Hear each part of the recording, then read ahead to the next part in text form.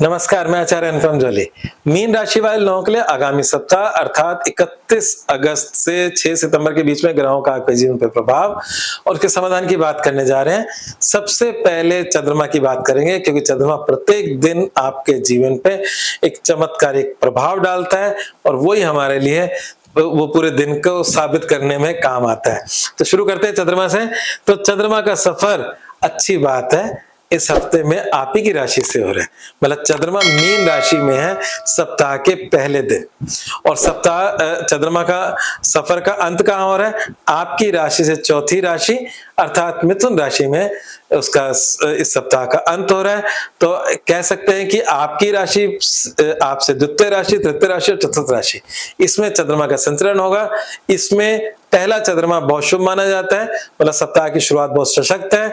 सशक्त का मतलब स्वास्थ्य से, आपके मनोबल से लेकर हर चीज आपके लिए रुके हुए कामों में तेजी लाने वाला, एग्जीक्यूट करने वाला, शुभ सूचनाओं को संचार करने वाला, हम इसे पुष्टिदायक मानते हैं। पुष्टिदायक का मतलब 360 डिग्री आपको कहीं ना कहीं कंफर्ट देने वाला काम चंद्रमा कर रहा है।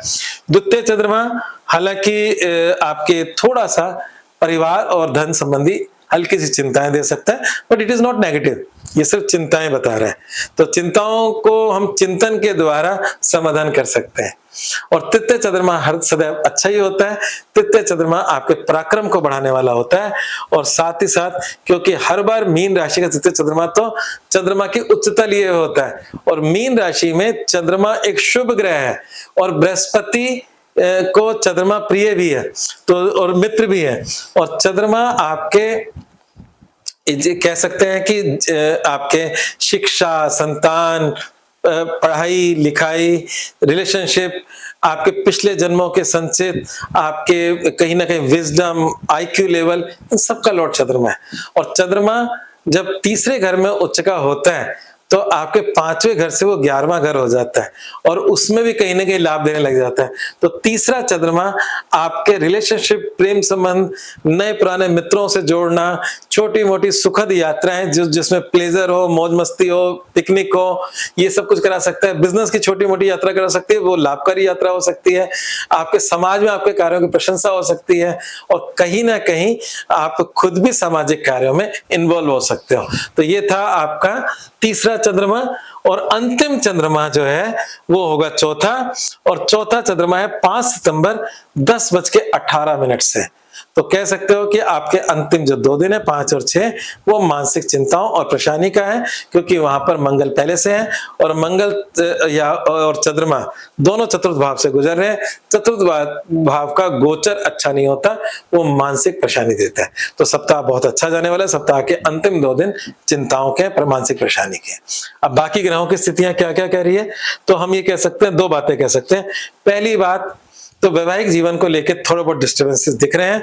हाँ, स्वास्थ्य को लेकर कुछ भी नहीं है। स्वास्थ्य को लेकर बृहस्पति उच्च का होकर आपको हर परेशानी से बचाने के लिए एक इंटरनल फोर्स दे रहा है। अगर आप तकलीफ में भी हैं तो आपके पास रक्षात्मक ईश्वरीय शक्ति भी साथ चल रही है स्वास्थ्य में।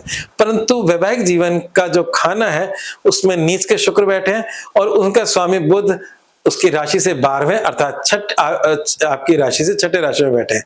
तो कुल मिला के बात है कि कुछ वैवाहिक जीवन में संघर्ष की स्थिति बनी हुई है। बिजनेस के अंदर भी अभी समय जोखिमपूर्ण है। नौकरी पेशा लोगों के लिए समय अच्छा है, बिजनेसमैन के लिए थोड़ा सा जोखिमपूर्ण है। परंतु एक अच्छी बात है कि शुक्र यहां से बदल रहे हैं। 2 तारीख को शुक्र दोपहर 1:47 पे चेंज हो जाएंगे। यहाँ के नीच के शुक्र यहाँ से हटकर अष्टम राशि, अपनी स्वयं की राशि में चले जाएंगे। तो ये कह सकते हैं कि जो आपके व्यापार और जीवन साथी से संबंधित, हाँ, यहाँ जरूरी नहीं कि जीवन साथी से झगड़ा ही हो रहा है। जीवन साथी का स्वास्थ्य भी चिंता का कारण हो सकता है, उसका व्यवहार भी चिंता का कारण हो सकता है। तो उसमें से एक बादल छट रहा है, शुक्र हट रहा है, और कुछ समय बाद बुध यहाँ आ जाएगा, तो समस्याओं के पूर्ण समाधान की तरफ भी ले चलेंगे। पर अभी ये कह सकते हैं कि जो अगर आपके मीटर में 10 की प्रॉब्लम थी, तो 10 से वो प्रॉब्लम घटकर करीब 5 तक पहुंच चुकी होगी, या 4 तक पहुंच गई होगी इस शुक्र के हटने मात्र से। क्योंकि जो ग्रह जहां बैठते हैं ना, वहां ज्यादा तांडव मचाता है नीच का ग्रह। तो इसलिए आपके वैवाहिक जीवन से संबंधित समस्याओं में कुछ समाधान की तरफ रास्ता खुल रहा है, या आपके जीवन साथी में को अगर कोई कष्ट है तो उसके कष्टों में कमी आ रही है। तो ये था आपका मोटे तौर पे ग्रहों का राशिफल। और एक बात मैं कह देना चाहता हूं, इस उच्च के बृहस्पति का लाभ उठा लो, क्योंकि उच्च का बृहस्पति 12 साल में एक बार आता है। अभी इस समय इसका हिसाब किताब अलग है, 31 अक्टूबर चेंज होगा, फिर वापस आएगा। तो जो अभी प्रेजेंट समय है इसका पूरा सदुपयोग करो। ये आपको कहीं ना कहीं ईश्वर से भी मिलवा सकता है, और ये कहीं ना कहीं आपको सांसारिक सुख भी दे सकता है।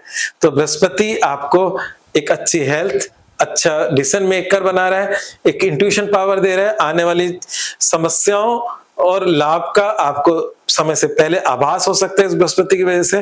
तो इस बृहस्पति का लाभ उठाएं निश्चित रूप से। और बृहस्पति का मतलब होता है हमारा ट्रेडिशन, हमारी कुल परंपरा, जिस परंपरा में हम जी रहे हैं। तो अपने कुल के देवी देवताओं को रोज स्मरण करें, उनको मतलब नमस्कार करें, कभी कभी उनके स्थान पर भी जाकर आए, अपने इष्ट को रोज नमस्कार करें, अपने गुरुओं का आदर करें। बृहस्पति गुरु होता है, तो अगर आपके परिवार में कोई कुल गुरु परंपरा है तो उनको नमस्कार करें, उनसे आशीर्वाद लें, और कभी गुरु का दिल ना दुखाए। ठीक है, तो ये था बृहस्पति से, और ये सब करेंगे तो आपको लाभ मिलेगा। बृहस्पति आपके भाग्य भाव को भी उन्नत कर रहा है, लाभ दे रहा है। तो कुल मिलाकर बात है कि इस समय आपके जीवन में जो अगर कोई मेन ग्रह है तो बृहस्पति है, जो आपको सब कुछ दे सकता है। अब उपाय क्या करना है? इत्र का दान करें, हरा चारा गाय को डालें। बुध के लिए हरा चारा, जो कोई बुध छठे से जा रहा है। एक बात और कह दूं जाते आते, शत्रु आपके बढ़ रहे हैं, और इसलिए आपको हर किसी से शत्रुता नहीं लेनी है, संभल कर रहें। ऑटोमेटिकली शत्रु बढ़ रहे हैं और आपको थोड़ा संभल कर रहना चाहिए। इत्र जब हम भगवान शिव पर चढ़ाएंगे तो कहीं ना कहीं शुक्र की रेमेडी होगी। शुक्र अभी नीच के हैं, 2 तारीख को चेंज हो जाएंगे, तब अष्टम में चले जाएंगे। हमें दोनों में शुक्र की रेमेडी करनी है।